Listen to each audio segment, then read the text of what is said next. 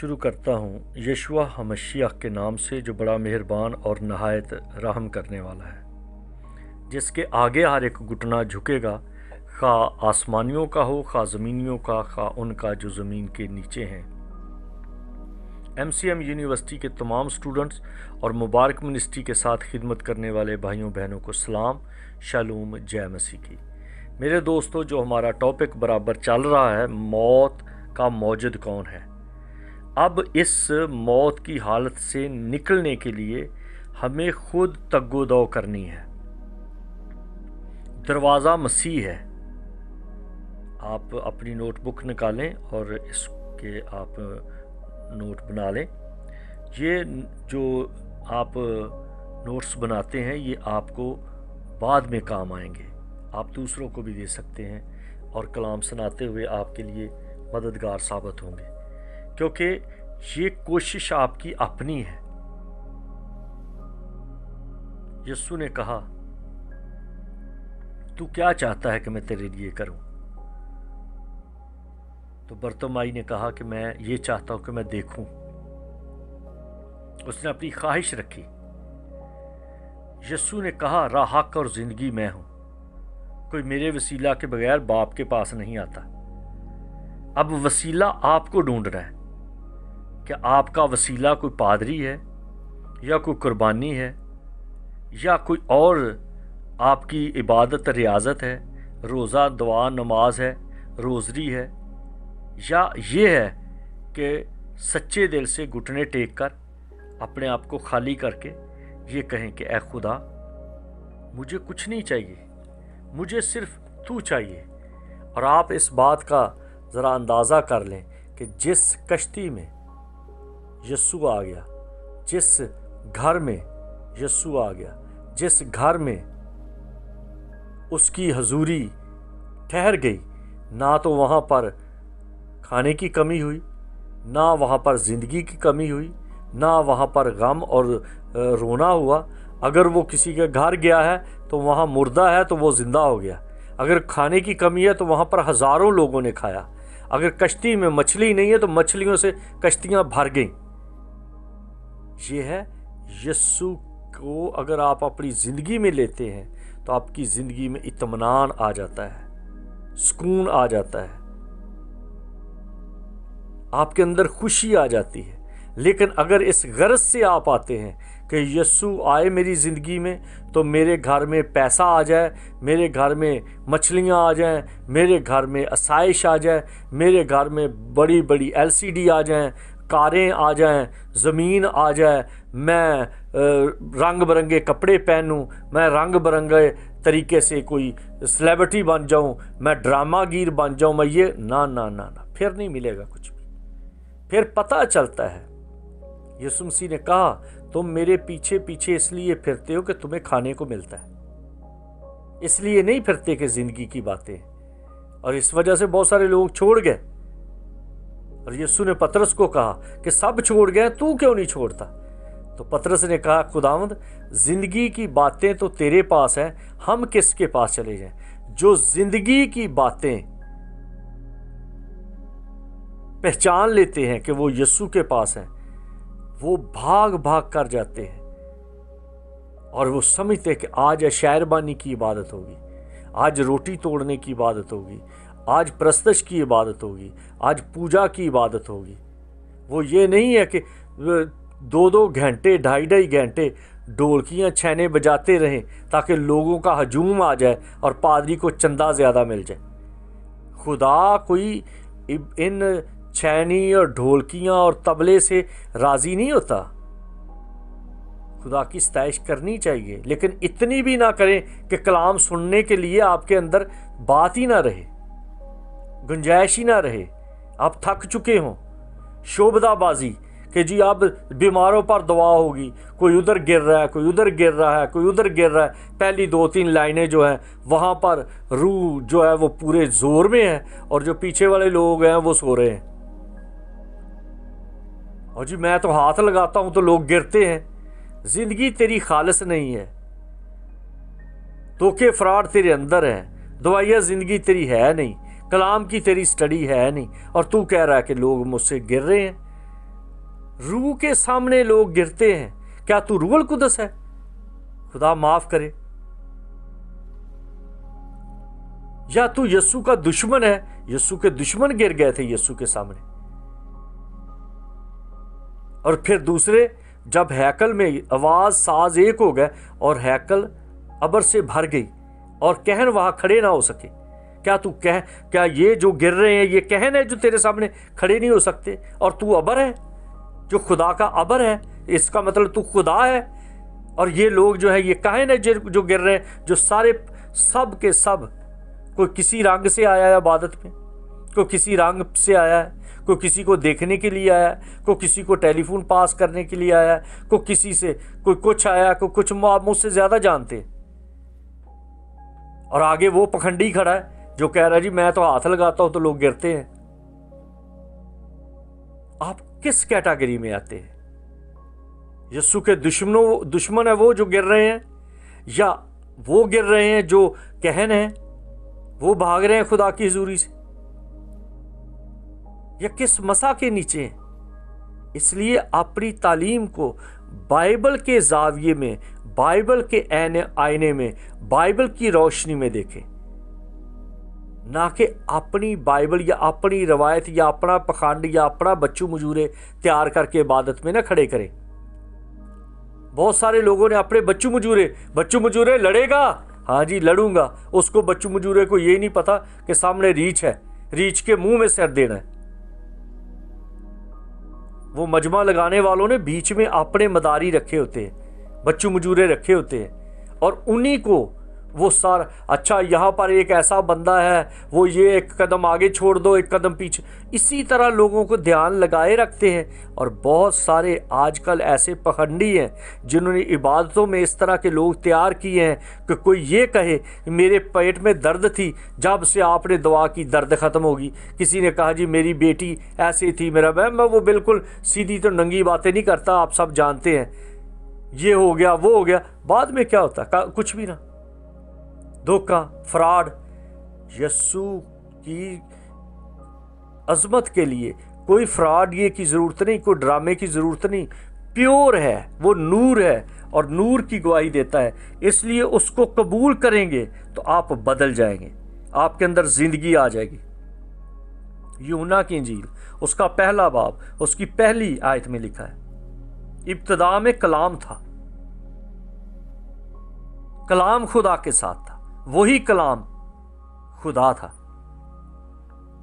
अगर आप इब्तिदा की बात को समझें, जिस तरह लिखा है इब्तिदा में कलाम था और कलाम खुदा के साथ था और कलाम खुदा था, यही इब्तिदा में खुदा के साथ था। सब चीजें उसके वसीला से पैदा हुई, जो कुछ पैदा हुआ है उसमें से कोई चीज भी उसके बगैर पैदा नहीं हुई। उसमें जिंदगी थी और वो जिंदगी आदमियों का नूर थी, और नूर तारीकी में चमकता है और तारीकी ने उसे कबूल ना किया। जितनों आगे पढ़ते जाए तो है, जितनों ने उसे कबूल किया उसने उन्हें खुदा के फरजंद बनने का हक बख्शा।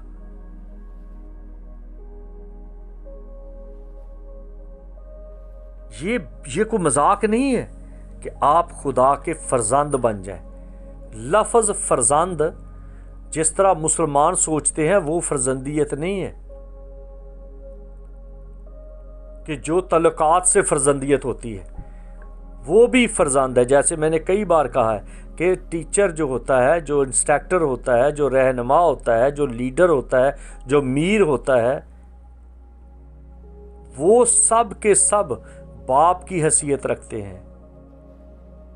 उस्ताद बाप की हैसियत रखता है, रब्बी बाप की हैसियत रखता है।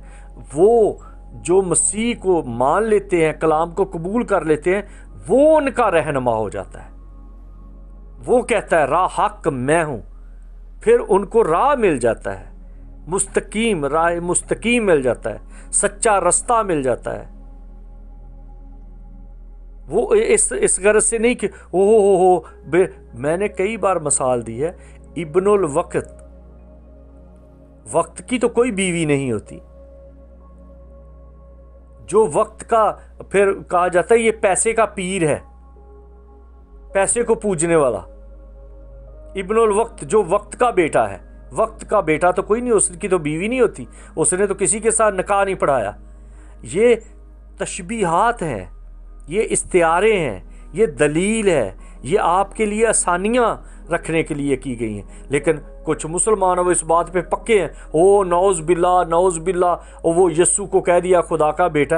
او بھائی, جب یہ کہا جاتا ہے فرزندان توحید, اتنے فرزندان توحید نے حج ادا کیا, وہ آپ کہو تو جائز ہے.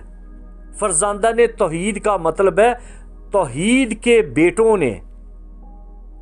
آپ اتنے ہزاروں لاکھوں لوگ جا کے حج ادا کرتے ہیں, کہ آپ سب خدا کے فرزند ہیں؟ آپ اسی طرح کے فرزند ہیں جس طرح سے آپ دوسروں کو کہتے ہیں. تو یہ عقل کے ناخن نے علم دوست بنے کہ خدا خالق ہونے کی حیثیت سے وہ سب کا باپ ہے, رہنما ہونے کی حیثیت سے سب کا باپ ہے, رازق ہونے کی حیثیت سے سب کا باپ ہے, پروردگاری کی حیثیت سے وہ سب کا باپ ہے. آپ کھینچ تان کے دوسری طرف لے جاتے ہیں. جتنوں نے اسے قبول کیا اس نے انہیں فرزند ہونے کا حق بخشا, یعنی انہیں جو اس پر ایمان لاتے ہیں. اب یہ ایک بڑی سچائی ہے, وہ نہ خون سے, نہ جسم کی خواہش سے, نہ انسان کے ارادہ سے, بلکہ خدا سے پیدا ہوئے. یہ کیسی بات ہے؟ خون کی بات کرتے ہیں کہ اس کی جی اس نے تو ماں مریم کو کہہ دیتے ہیں کہ وہ خدا کی بیوی ہے, اور مسیح کو کہہ دیا, یسوع کو کہہ دیا, عیسیٰ کو کہہ دیا کہ وہ یہ ایسی بات نہیں ہے.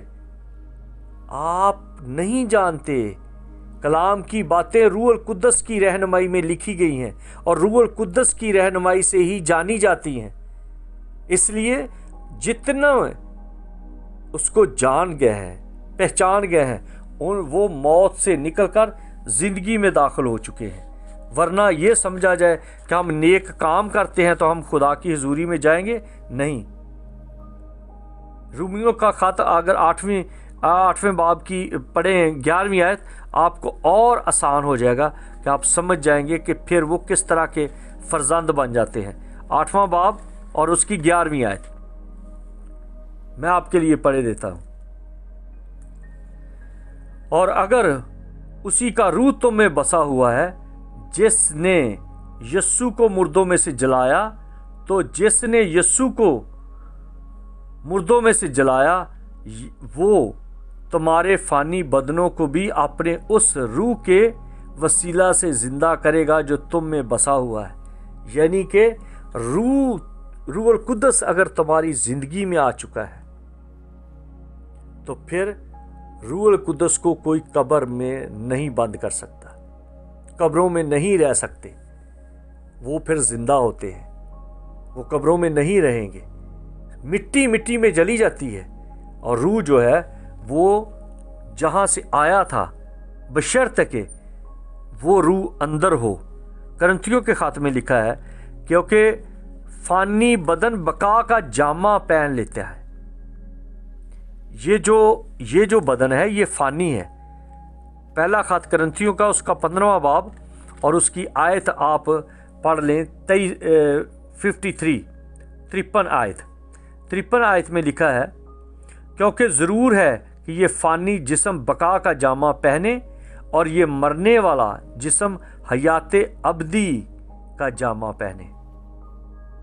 اور جب یہ فانی جسم بقا کا جامہ پہن چکے گا اور یہ مرنے والا جسم حیات ابدی کا جامہ پہن چکے گا تو وہ قول پورا ہوگا جو لکھا ہے کہ موت فتح کا لقمہ ہو گئی. اے موت تیری فتح کہاں رہی, اے موت تیرا ڈنگ کہاں رہا. موت کا ڈنگ گناہ ہے اور گناہ کا زور شریعت ہے, مگر خدا کا شکر ہے کہ جو ہمارے خداوند یسوع مسیح کے وسیلہ سے ہم کو فتح بخشتا ہے. ہماری فتح اس وقت ہوگی جب یسوع مسیح ہماری زندگی میں ہوگا، اور جب یسوع مسیح زندگی میں نہیں صرف پادری صاحبان ہیں یا ہماری ضروریات ہیں، تو آپ کبھی بھی اپنے آپ کو یہ نہیں کہہ سکتے کہ میں مسیحی ہوں۔ آپ نام کے ظاہر کر سکتے ہیں کہ میں مسیحی ہوں، کیونکہ تالی بجا کر 10 روپے چندہ ڈال کے آپ خدا کے سر آسان کرتے ہیں۔ پادری کے سر تو آپ کر سکتے ہیں، پادری کو تو خوش کر سکتے ہیں کمیٹیاں ڈال کر، لیکن اپنے آپ میں خوش فہمی کے شکار ہیں آپ روز بروز مزید ہلاکت کی طرف جاتے جا رہے ہیں۔ اس لیے ہم کو زندہ رہ کر بھی اس کی زندگی کو دکھانا ہے لوگوں کے سامنے۔ اگر ہم زندہ ہیں لیکن ہمارے اندر کوئی گواہی نہیں، ہم بتاتے ہی نہیں کہ نہیں جی میں صرف اس لیے عبادت کرتا ہوں کیونکہ وہ میرا خدا ہے، میرا نجات دہندہ ہے، میری زندگی کا پشتہ ہے، کیونکہ ہم جیتے جی یسوع کی خاطر ہمیشہ موت کے حوالے کیے جاتے ہیں تاکہ یسوع کی زندگی بھی ہمارے فانی جسم میں ظاہر ہو۔ یہ میں نے پڑھا ہے حوالہ 2 کرنتھیوں 4 باب 11ویں آیت۔ ہمیں گواہی دینی ہے کہ کیوں خوش ہو؟ صرف اس لیے میں خوش ہوں کہ وہ میرا خدا ہے۔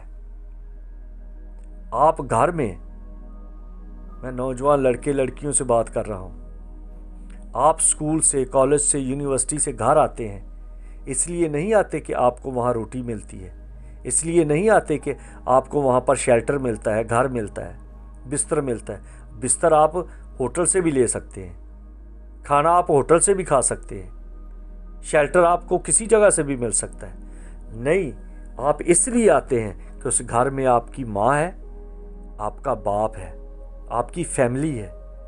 ہم اس لیے عبادت پہ نہیں جاتے کہ وہاں پر بدروہیں نکلتی ہیں، وہاں پر شفا ملتی ہے۔ شفا تو آپ ہاسپٹل سے بھی لے سکتے ہیں، بدروہیں تو آپ جاؤ کسی نفسیات کے ڈاکٹر کے پاس، وہ بھی آپ کو بتا سکتا ہے کہ یہ بدروہیں ہیں یا ویسے پکھنڈ ہے۔ میں تو اکثر کہتا ہوں کہ جس دن کسی کے اندر سچ مچ بدرو آ گئی تو 14 طبق روشن ہو جائیں گے۔ یہ جو پکھنڈی پادری ہیں یہ بھی جوتی چھوڑ کے بھاگ جائیں گے۔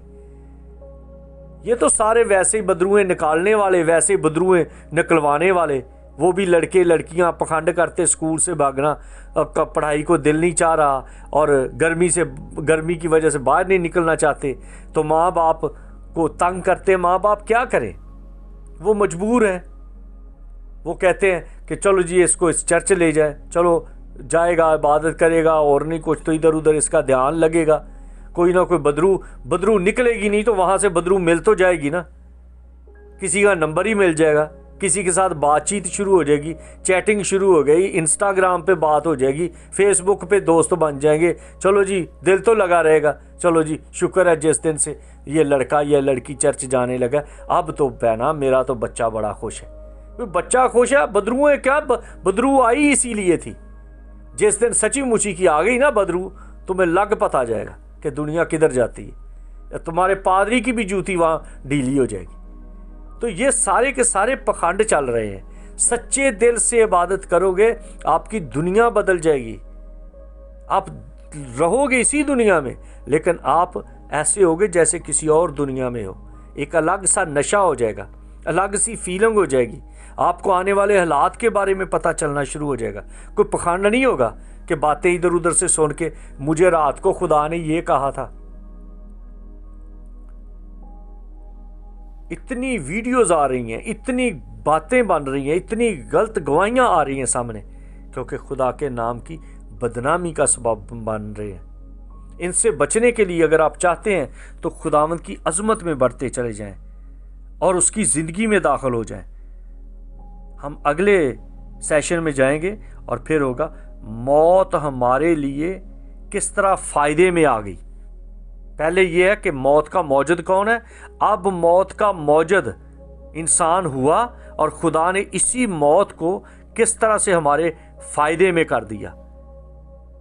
آنے والے وقت میں ہم اس پر بات کریں گے۔ تا وقت اپنا خیال رکھیں، مجھے بھی اپنی دعاؤں میں یاد رکھیں اور خداوند کے ساتھ لپٹے رہیں۔